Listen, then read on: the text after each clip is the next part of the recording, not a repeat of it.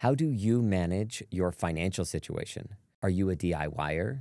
Do you have a financial advisor, a broker, an insurance agent? Do you know who your financial professional is? It can be extremely difficult. I've built out a guide to financial professionals, and I'm offering that to you today. So if you would like, as I go through it, go ahead to the description and download it so you can follow along.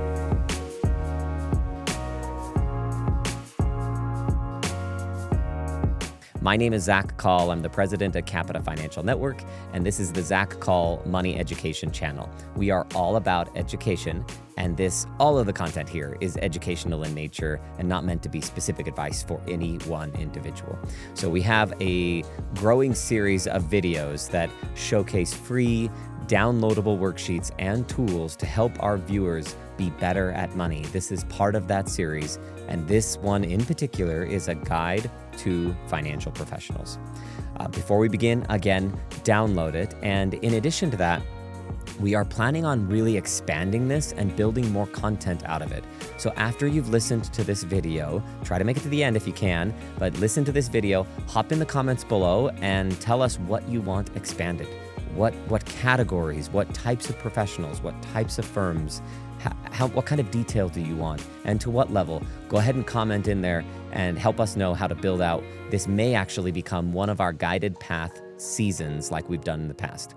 If you're not familiar with the guided path seasons, the concept is you'll find these in the playlist here on YouTube. Guided path number 1 was all about income planning and income decisions.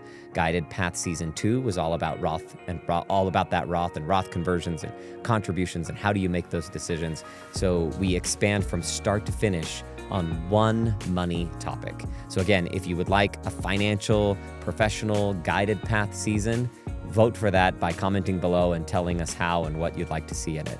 I'm going to jump into the tool here. It's basically a one-pager designed to divide up the financial professionals into different categories. So here's what it looks like. When it comes to financial professionals, you can categorize them by their license. So an insurance agent, a broker, or an investment advisor. An insurance agent, and the next row is subcategories. Are they providing you with life insurance options or annuity options? Life insurance typically pays after you pass and may have an investment component. Annuities pay during your lifetime and may have an investment component as well. That's that orange category on the far left. The middle category is broker.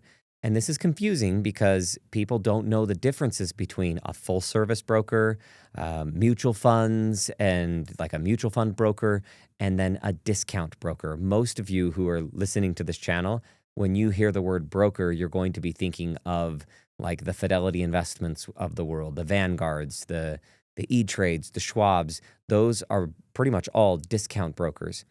And you can buy investments really cheap at those institutions. We use institutions like that for custody of client assets where we become the financial advisor. We like discount brokers. Full service broker is more where the financial advisor is taking a commission or an income off of transactions and giving you access to other maybe more exclusive brokerage offerings. That's a little bit debatable as to whether that's worth it or whether it really is that exclusive. But there are various types of brokers is the point.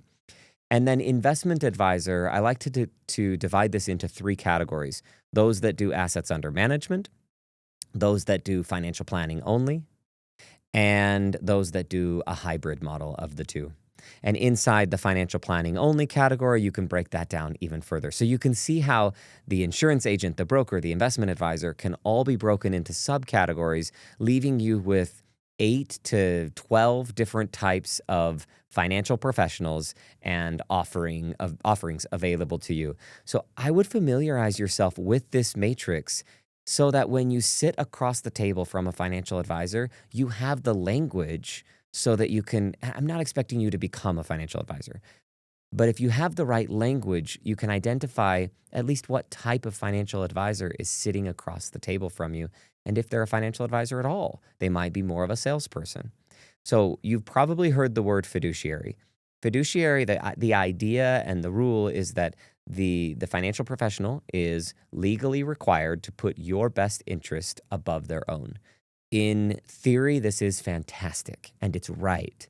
In practice, it is so much more nuanced and complicated than that. Because according to this chart, like the legality of it is that the dark blue on the far right are fiduciaries and the lighter blue and the orange are not. So the broker and the insurance agent don't necessarily have to do what's in your best interest. They have to do something that's suitable for you, meaning according to your financial situation, it could be considered suitable, not the very best idea. But having a fiduciary standard does not remove conflicts of interest. Some people believe that they can ask that question of a financial advisor and somewhat say, whew, I got a yes, that person's a fiduciary.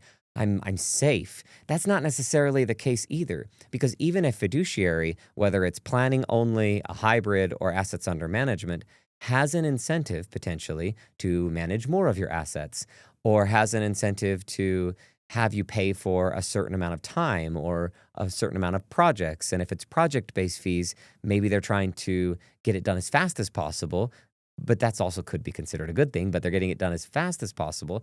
If it's an hourly based fee, maybe they're not necessarily as stressed about getting it done as fast as possible. Most every profession out there has conflicts of interest. If you think about a dentist and when and how aggressive they choose to be with filling cavities and root canals and things like that, and there's compensation tied to that. So every profession has them. The question is, are you understanding the conflicts of interest that your financial advisor is operating with?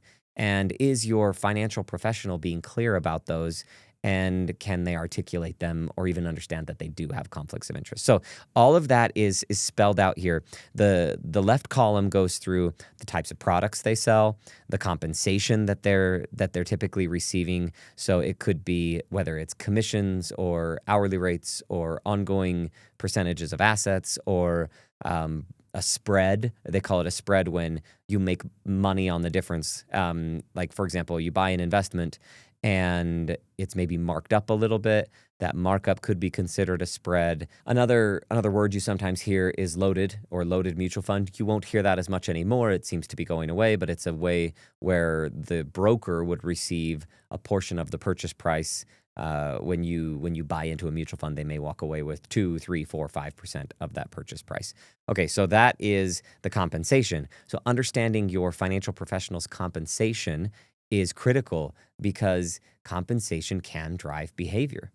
Understanding the direct cost to the portfolio. So the commission. So for example, if on an insurance product, if you buy life insurance, it doesn't necessarily reduce your investment or reduce your death benefit immediately. The insurance company pays the commission to the advisor, and then the insurance company has provisions so that you'll stay with the investment long enough. Don't get me wrong.